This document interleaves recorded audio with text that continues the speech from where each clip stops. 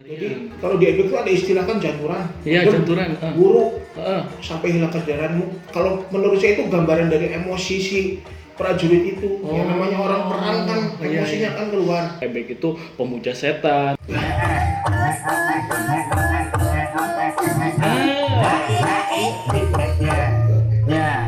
Indang ada, itu lah sejenisnya. Itu asal usulnya gimana sih? Kalau asal usul indang dulu ini. Indang dulu, iya. Kalau indang.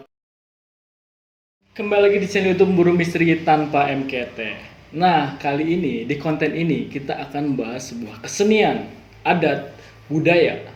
Itu budaya nenek moyang kita yang memang sampai sekarang alhamdulillahnya masih dilestarikan dan masih ada banyak orang yang senantiasa melestarikannya. Kesenian apa itu? Pasti kalian penasaran. Itu adalah kesenian bisa dikatakan kuda lumping, kuda kepang. Kalau di Ponorogo itu disebut dengan reog Ponorogo. Terus di Yogyakarta itu disebut dengan jatilan. Kali ini narasumber kita, dia adalah seorang pekerja seni yang memang dia itu biasa tampil di pentas-pentas festival budaya kesenian-kesenian kuda lumping. Ya, kita sambut Mas Gias. Assalamualaikum warahmatullahi wabarakatuh. Salam rahayu, salam seni budaya. Oke. Ini Mas Gias sebagai pekerja seni ya. Betul. Kira-kira udah berapa lama? Kalau berapa lamanya di seni, yang mana ini, yang ebek atau yang lain? Ebek. Kalau di ebek tuh sekitar hampir 3 tahun. Oh, nah ini juga kalau di khusus daerah-daerah Jawa Tengah ini disebutnya ebek ya Mas ya? Ebek, kalau Ebek Jawa Tengah, ya? Banyumas. Banyumas ya khususnya ya. Jadi kesenian ini kan ada di mana aja, di Jawa Timur ada, di Jawa Barat ada, di Yogyakarta khususnya itu namanya kan jatilan ya kan. Nah, Mas Gias sendiri ini kenapa kok pengen sih terjun ke dunia yang seperti ini? Kalau dikatakan terjun ke dunia kesenian mah dari kecil sih, Mas. Dari kecil? Dari kecil saya sudah seneng. Awalnya tuh saya dari seni musik dulu, dari bapak dulu. Ya. Saya terjun ke dunia seni musik, terus ke sini sama Eyang sama Mbah itu dikenalin. Awalnya tuh bukan ebek, pertama saya wayang dulu, Wayang. kulit. Oh. Wayang kulit, terus ke sini dulu sering diajakin Eyang juga dikenalin ini yang namanya ebek kalau di Banyumas. Kalau di Jawa Barat tuh bilangnya kuda lumping, kuda kepang. Itu dikenalin ebek. Terus tertarik ebek itu saya dari kelas 6 SD. Kelas 6? Iya. Oh, udah dari SD udah suka ya? Ya, udah suka dulu. Karena uniknya itu ini kesenian menggabungkan tarian sama sesuatu yang magis. Wow, yang magis. Jadi di luar nalar lah. Di luar nalar ya. Ada. Tapi bukan diartikan sebagai ilmu hitam. Bukan ya. Bukan. Gak ada ilmu hitam di kesenian itu nggak ada ilmu hitam. Tapi memang itu yang jadi masalah sih Mas. Soalnya banyak masyarakat di sana itu menganggap bahwa ebek itu pemuja setan, tapi bukan sama sekali memuja setan. Bukan. Nah, asal usul dari ebek atau jatilan ini, mungkin Mas Gias bisa cerita sedikit? Kalau asal usul, setahu saya ini ya. Kalau asal usul itu, setahu saya mempelajari itu dulu ada satu kubu yang isinya 2 baris prajurit yang dipimpin oleh satu pemimpin. Oke. Dulu itu saya diceritain itu yang memimpin Raden Patah. Raden Patah. Sama Sultan Sunan Hasanuddin. Sunan Hasanuddin. Oh, iya, yang kerajaan Demak menyerang Majapahit. Betul. Oh, oke. Kurang lebihnya seperti itu. Nah, mungkin kesini kan tambah bervariasi mungkin ya. Iya. Banyak divariasikan. Kalau asal muasalnya mungkin seperti itu. Jadi ada tentara prajurit dengan 2 baris dipimpin oleh satu pemimpin dengan gagah berani untuk menyerbu, untuk menyerang musuhnya. Kurang lebihnya seperti itu. Mungkin kalau dari segi gagah berani dan rapihnya mungkin dari segi tarian. Jadi kalau di ebek itu ada istilah kan janturan. Iya, janturan. Guru sampai hilang kesadaranmu. Kalau menurut saya itu gambaran dari emosi si prajurit itu. Yang namanya orang perang kan emosinya kan keluar. Mungkin dari situ. digambarkan dengan seperti itu kurang lebihnya. Tapi aku juga pernah tahu kalau janturan itu kayak gini. Ya. Jadi dulu Raden Fata dibantu para wali juga dan Sultan Hasanuddin sewaktu mau menyerbu kerajaan Majapahit. Nah, di tengah-tengah perjalanan mereka itu diserang sama bangsa jin. Nah, banyak juga dari tentaranya para wali itu yang kerasukan. Nah, jadi ada yang bilang seperti itu. Jadi janturan itu katanya anak buah atau mungkin pengikutnya para wali itu yang kerasukan. Iya. Gitu. Jadi emosi jiwa si para prajurit itu dirasuki ala bangsa jin itu. Kurang lebihnya seperti itu. Di sesi janturan maksudnya. Sesi janturan itu. Uniknya dari kuda lumping atau ebek di situ sebenarnya. Lebih ke situnya.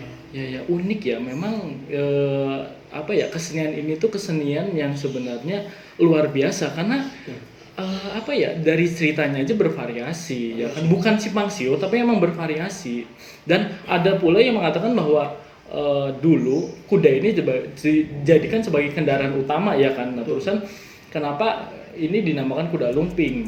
Terusan ini kuda lumping ini tuh dulu dibuat sama anak-anak, ya mungkin anak-anak kecil buat kayak jaranan gitu. Nah, terusan dijadikan tarian. Makanya bahasa jatilannya ini ya kan, jatilannya itu dari kata jatil atau loncat-loncat. Tapi kalau cakilan sendiri itu gimana? Kalau cakilan itu nama jenis tarian sebenarnya. Oh, nama jenis tarian.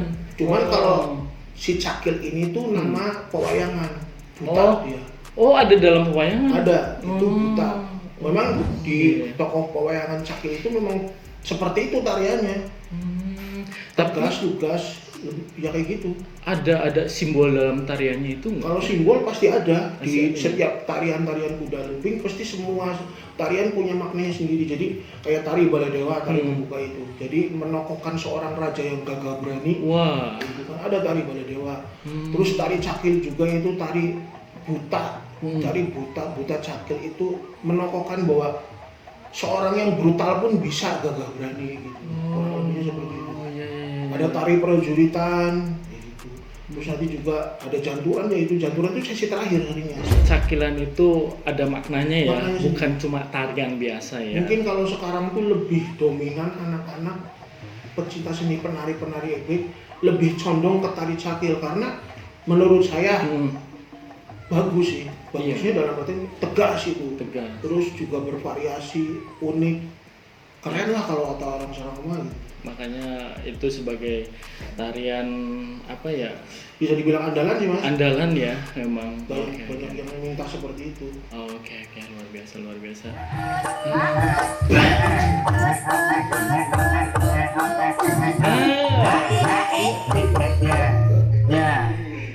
Oke, saya masuk sekarang. Seperti biasa, kalau ada Heri dan ada saya itu jadi asik. Tapi bohong.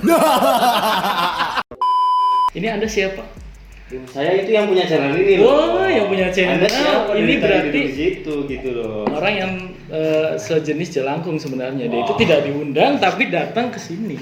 Ya, ada maksud apa Anda ke sini ya? Ya karena tadi saya di belakang kamera mendengarkan cerita tentang cakilan. Ternyata asik gitu loh. Oh. Dan berpikir saya tuh pernah ada pengalaman yang inilah yang jadi penasaran itu. Saya mau nanya nih ke Mas Gias nih. Ya. Kenapa kok jadi dari zaman dulu itu kan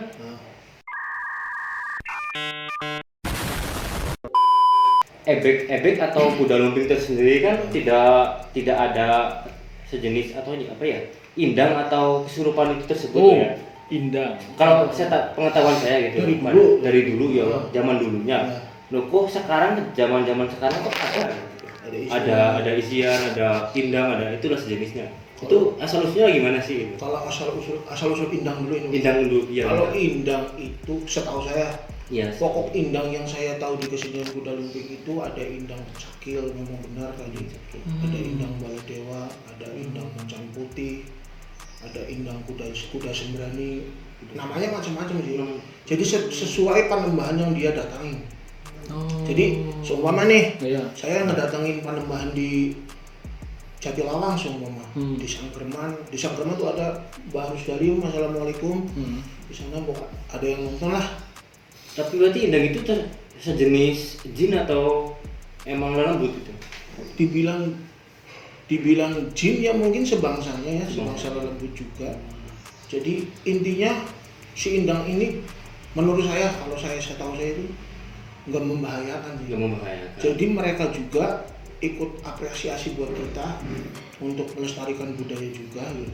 Tapi memang asik sih ya kalau tidak ada, kalau sekarang itu kalau saya lihat kuda lumping atau ebek, kalau tidak ada kesurupannya atau mendemnya itu tidak asik juga sih ya. Kalau tarian-tarian juga itu malah menambah energi keasikannya loh gitu. Kalau menurut saya gitu loh. Iya, kata orang sekarang mah kalau ebek nggak kesurupan kayak ebek gitu. Iya, kayak makan nggak minum lah. Iya gitu. Kalau nari-nari doang mah gitu. Sesi yang ditujukan makanya itu aturannya. Orang-orang sekarang malah jadi pikirannya itu negatif loh, kayak ya menurut Mas Heri tadi menyembah setan atau gimana gitu kan. Jadi sebenarnya nggak menyembah sih Mas.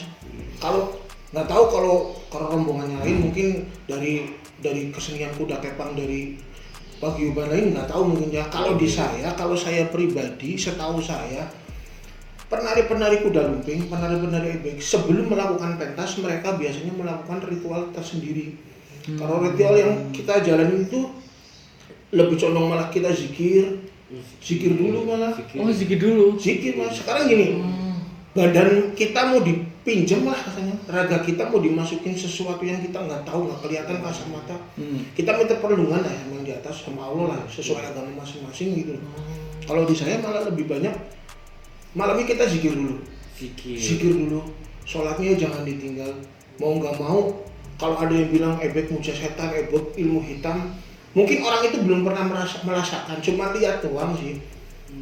Kalau zikir itu untuk pengisiannya atau bukan untuk pengisian, meminta perlindungan? Bukan, kalau pengisian beda lagi Mas. Zikir itu untuk melindungi diri kita. Untuk melindungi. Ya, kita pasrah sama yang di atas gitu. Tapi indang itu diisi nggak sih Mas sebenarnya gitu? Ini orang di sini. Ini nih. Kadang itu saya pernah dengar tuh jual beli indang. Wah, jual beli indang. Saya pernah juga loh beli indang lah. Itu ya klarifikasi aja ya Mas. Ya, Setahu saya nih Mas, saya jual beli indang kayak gini loh Mas. Ini yang dijual apa? Sekarang ini handphone. Saya jual ada barangnya kan. Oke. Terus indang tuh gimana kan gitu kan? Iya. Jual beli indang itu sebenarnya saya baru kali ini dengar. Seumur saya ikutin kuda kepang ada orang yang bilang kalau mau pengen mendem tuh beli dulu indang di sini, persyaratannya harus puasa, harus mandi lah, harus ini harus itu. Mungkin sebagian orang memakai seperti itu silakan. Cuman kalau tanya ke saya awam, nggak tahu saya masalah jual beli indang tuh. Saya baru sampai kali detik ini pun saya nggak pernah ngelakuin. Dan namanya ke penari saya, kamu mau indang beli dulu, nggak pernah. Berarti itu cuman isu ya karena oknum. Tapi mungkin. Tapi saya pernah loh ini saya bawa minyak fambo loh. Saya pernah beli ke seseorang lah yang mungkin nggak bisa disebutin orangnya. Saya pernah beli terus dikasih fambo gitu. Kenapa fambo gitu loh? Dikasih fambo suruh dihirup terus dibaca doa zikir-zikir apa gitulah. Pas waktu ada acara itu ebeknya itu loh. Pas ada acara saya harus minum fambo ngisep fambo sambil doa. Kan saya tujuannya kan pengen kesurupan, pengen tahu sih gimana rasanya kesurupan sendiri gitu loh. Tapi nggak terjadi apa-apa loh gitu kan. Sama saja gitu rugi kan. Saya udah beli indang tapi nggak kesurupan gitu. Proses terjadinya kesurupan itu bukan karena kita memegang alat kayak minyak atau keris atau barang apapun, bukan sih. Kalau menurut saya, kalau menurut saya bukan seperti itu. Proses pengen kesurupan itu nggak seperti itu. Jadi kita harus ikhlas dulu sama yang di atas Mas. Ikhlas bener-bener. Tujuan saya itu di sini bukan buat menyombongkan ilmu atau kita menyombongkan kita bisa beratraksi makan beling lah, makan ini, bukan. Tujuan kita di situ cuma satu, menghibur dan melestarikan seni budaya. Itu aja tujuan. Betul. Kalau seumpama pengen kesurupan, seumpama ada orang awam gitu, tiba-tiba datang ke sana, Mas saya mau kesurupan, gimana rasanya? Saya bakal jawab nggak bisa. Tapi terkadang ada penonton yang tiba-tiba kesurupan itu gimana? Apa emang itu pikirnya lagi kosong atau benar-benar keserang gitu? Kalau kalau bicara masalah kesurupan penonton dari luar, kita nggak tahu Mas. Nggak tahunya gini, penonton kan ratusan Mas, mungkin ribuan lah. Kita nggak tahu mereka juga mungkin punya sesuatu apa di luar sana yang mungkin mereka mainan sesuatu apa yang bikin mereka mungkin jadi dekat dengan hal seperti itu gitu. Iya, benar. Kita juga nggak tahu tiba-tiba mereka mendem. Ya intinya mah kalau di dalam pagelaran tiba-tiba ada penonton kowere mendem gitu datang ke kita, ya kita tanya baik-baik. Namanya siapa, asalnya dari mana, tujuan kesini mau ngapain kayak gitu. Kalau penonton, kalau Berarti bukan karena dari pawangnya itu ngasih biar ramai gitu, ngasih indang atau ngasih apa lah, nembak kiriman ya, ngirim umpamanya ada yang nonton terus aku mendemin ya gitu. Iya, bukan seperti itu berarti ya. Ada yang seperti itu Mas, ada. Kalau nanya di luar sana saya jawabnya pasti ada yang seperti itu. Iya. Ada yang bilang jahil lah, bedil, nembak gitu.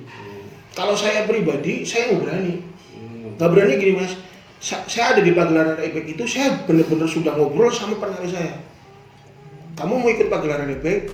Ayo kita lestariin bareng-bareng. Kita lestariin dengan cara seperti ini.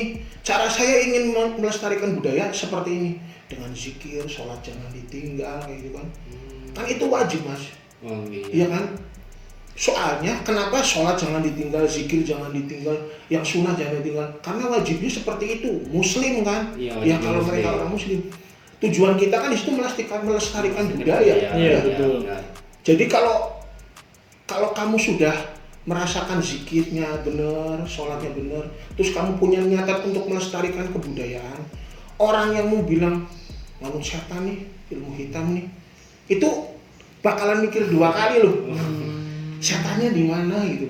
Kalau menurut saya mas setan di setiap manusia pasti ada setannya. Iya pasti karena setan itu menurut saya itu sifat. Sifat sebenarnya. Setan itu sifat. Ada setan ada hantu mas. Intinya gitulah. Hantu itu yang keliaran, setan itu setiap manusia pasti ada setannya. Ya sifat angkara murkanya itu. Iya. Itu kata saya. Jadi jangan kalian beranggapan bahwa ebek itu menyembah setan atau mungkin musyrik ya. Jangan sampai ya. Saya sering lihat ebek yang ebek atau kuda lumping yang kesurupan terus dikasih makan kembang, beling, terus apa itu ya? Ya semacam itulah. Kayak minyak kelapa juga dimasukin, diminum gitu loh. Apa itu enggak apa ya? Enggak jelek apa gimana gitu? Oh, kalau masalah itu mah gini mas. Kalau kayak kembang, kita kembang dulu aja lah. Ya. Kembang sebenarnya perwujudan dari wewangian sebenarnya. Iya sih, memang. Kita orang Jawa kan. Iya. Gak mungkin kan ada kasuri, kan gak mungkin. Iya. Gak ada minyak-minyak yang dari luar Jawa. Di Jawa wewangian kata Sunan Kalijaga juga, ya adanya ini gitu. Iya. Seperti menyan juga. Iya. Adanya menyan. Maunya apa kan ya gitu. Adanya bunga. Kita punyanya ini. Kita orang Jawa punya ini. Kalau yang datang, maaf bukan menyinggung masalah agama ya. Kalau yang datang memang itu indang atau kodam atau siapapun yang dari Jawa, yang dia tahu wangi itu cuma bunga, kita mau ngasih bunga, ya kita kasih bunga kan. Nggak mungkin kita kasih yang lain. Nggak mungkin karena kita itu ya. Karena yang mereka tahu itu cuma bunga. Iya. Karena yang mereka tahu itu cuma wangi fambo gitu. Gitu. Berarti nggak mungkin kita kasih Casablanca, Gatsby, nggak mungkin. Ayam goreng nggak mungkin mau. Oh iya. Rokoknya milih kan nggak mungkin. Nah sekarang kita jadi tahu nih kenapa kok sajiannya tersebut ada kembang, ada menyan, ya kan? Oh itu kan. Tapi bukannya malaikat itu suka mewangian juga ya? Iya. Malaikat kalau datang ke masjid lihat umat muslim yang mau sholat tangannya bau bawang aja muntah katanya. Iya. Berarti tujuannya makan bunga itu biar mulutnya wangi juga. Wangi sebenarnya buat wangi. Yang mereka tahu tuh cuma bunga yang bisa bikin saya wangi. Yang saya tahu tuh cuma minyak fambo atau minyak duyung yang bikin saya wangi. Sebenarnya tujuannya di situ doang sebenarnya. Luar biasa. Ini jadi pengalaman baru sih. Nggak ada lah sekarang mau Jatilan, Reog atau apa di kota-kota lain. Nggak ada penarinya datang Pizza Hut, nggak mungkin. Burger macam apa itu? Nggak mungkin. Ya kan gitu kan. Nggak tahu jin itu. Iya. Minta rokok Sampurnamil nggak mungkin tahu namanya kan. Gitu. Minta rokok ini nggak mungkin. Yang dia tahu ya gitu. Cuman bako digulung pakai apa sih? Daun jagung. Iya. Itu daun jagung. Klobot kalau kata orang Mama. Kalau kata orang Mama. Dia taunya gitu. Iya. Dia dirokok semaunya dia caranya cuman gitu. Tapi kalau menurut saya itu kan jin kan kalau ngerokok juga seharinya doang kan, nggak mungkin ngebul gitu kayak kita gitu kan. Coba lihat aja kalau bener-bener bener-bener pecinta ebek, lihat aja orang yang bener-bener kau ngerokok. Oh masa itu ngerokok kayak orang-orang biasa, dilihat ngerokoknya, nggak mungkin. Oh iya benar sih. Gitu doang. Pasti cepat ya, banyak kan cepat sih. Sekarang robot mas bisa merokok dalam waktu 2 menit, cepet. Batuk mas kalau manusia batuk pasti. Wah, saya malah penasaran sama Mas Heri sendiri kan. Mas Heri kan di background nih dengan ya yang terkenal di Majenang itu indigo lah ya, yang bisa ngelihat hantu lah ya. Bener nggak sih Indang atau jin itu mengetahui tentang kembang, rokok gitu? Menurutku sejenisnya ya, gitu loh. Menurutku tahu, karena memang mereka juga kan dibilang berilmu, memang mereka berilmu. Mereka tahu soal apa yang ada di dunia ini, ya kan. Jadi mereka tahu nih soal mungkin mana kembang, mana menyan, mana telur, ya kan. Mereka juga tahu. Jadi mereka juga di saat mungkin janturan masuk mendem, ya kan, dan mereka pasti milihnya yang mereka tahu, bukan yang mereka enggak tahu. Ya Pizza Hut mungkin mereka tahu, ya kan, tapi nggak mungkin ada jin yang bilang Pizza Hut, nggak mungkin, ya kan. Tapi memang makanya jin itu emang bunga atau karena itu kesenangan apa itu memang itu budaya. Kembali lagi ke budaya. Ada budaya. dari dulu, dari mungkin nenek moyang kita pentas kuda kepang yang pertama kali mungkin pakainya itu. Kayak gitu.